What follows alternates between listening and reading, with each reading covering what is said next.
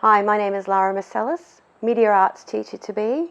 Today I would like to start this presentation with an acknowledgement of country. I would like to acknowledge the traditional custodians of the land on which we meet, the Kabi Kabi Gubbi Gubbi peoples. I wish to honour and thank Aboriginal and Torres Strait Islander peoples for nurturing and protecting the land, oceans, waterways and sky. I pay tribute to the strength, fortitude, dignity and the wisdom of elders past, present and emerging.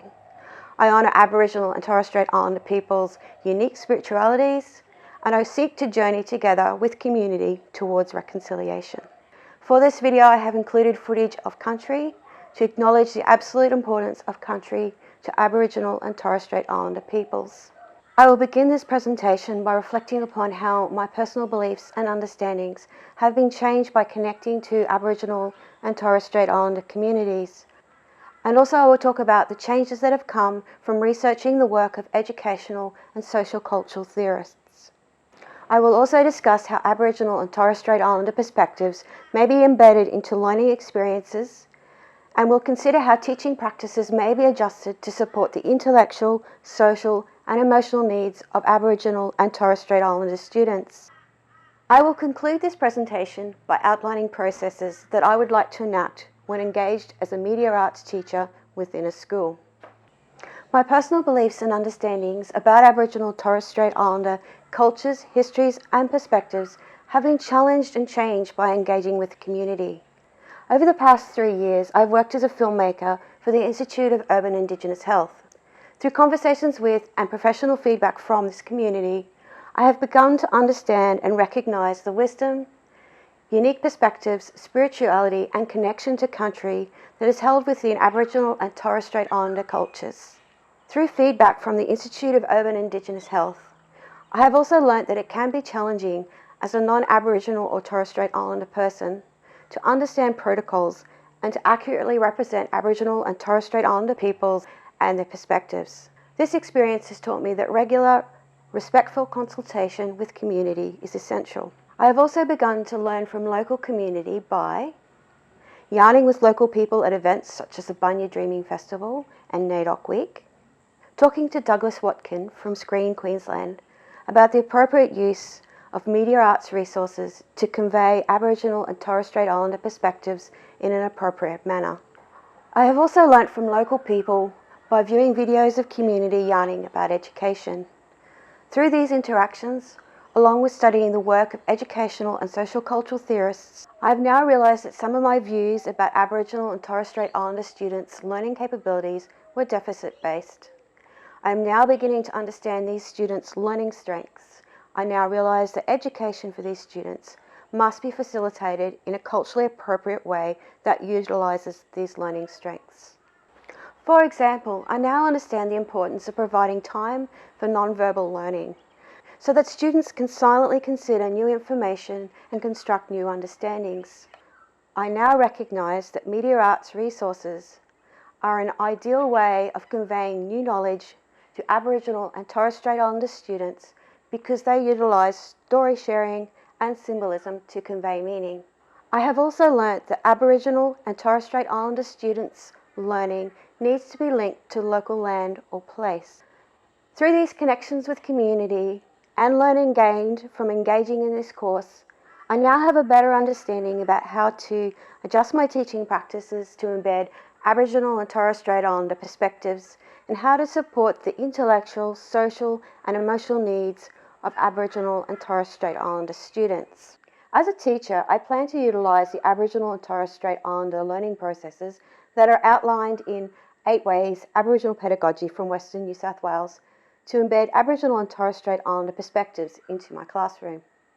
Utilising these 8 different Aboriginal learning processes means that I can enable students to discover new knowledge through a range of modalities. This approach will help improve learning outcomes also.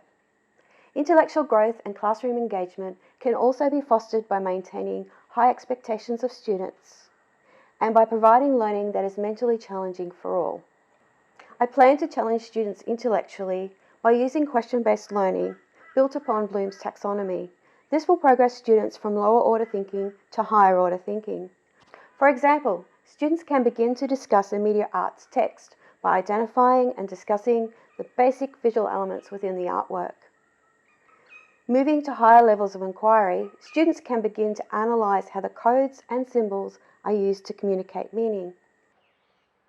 Students can then bring together these understandings to create their own media arts work. For Aboriginal and Torres Strait Islander peoples, learning is often a group-based community process, and it is important that we embed these processes in a culturally appropriate way within our classrooms. I plan to use yarning circles to provide a safe and supportive learning environment in which all students can share ideas and have time to think deeply. This social style of learning is also advocated by social constructivist theory, which states that learning is built through social interaction, that is, between the teacher and students, and between the students themselves. When students are encouraged to work in a cooperative manner, for instance like a jigsaw activity, they will begin to learn teamwork skills and understand the value of social interdependence. This type of social interactivity between a diversity of students will also help foster intercultural understandings. This friendly interaction will help all students feel welcome and will promote reconciliation within the classroom. The supportive nature of these types of cooperative group activities will help each student achieve learning success, which then helps students build self-confidence and self-efficacy. I also intend to create learning experiences that honour the strength and wisdom of Aboriginal and Torres Strait Islander cultures. This will allow opportunity for Aboriginal and Torres Strait Islander students to express their pride in their cultures and identities.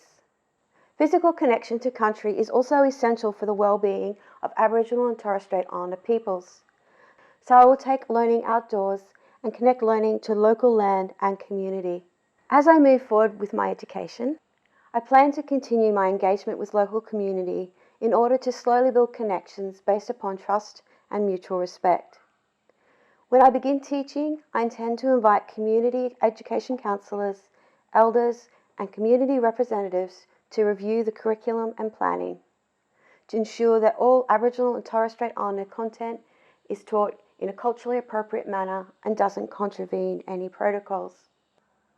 To further my personal understanding of Aboriginal and Torres Strait Islander perspectives, I plan to also attend professional development events run by community and maintain a practice of critical self-reflection.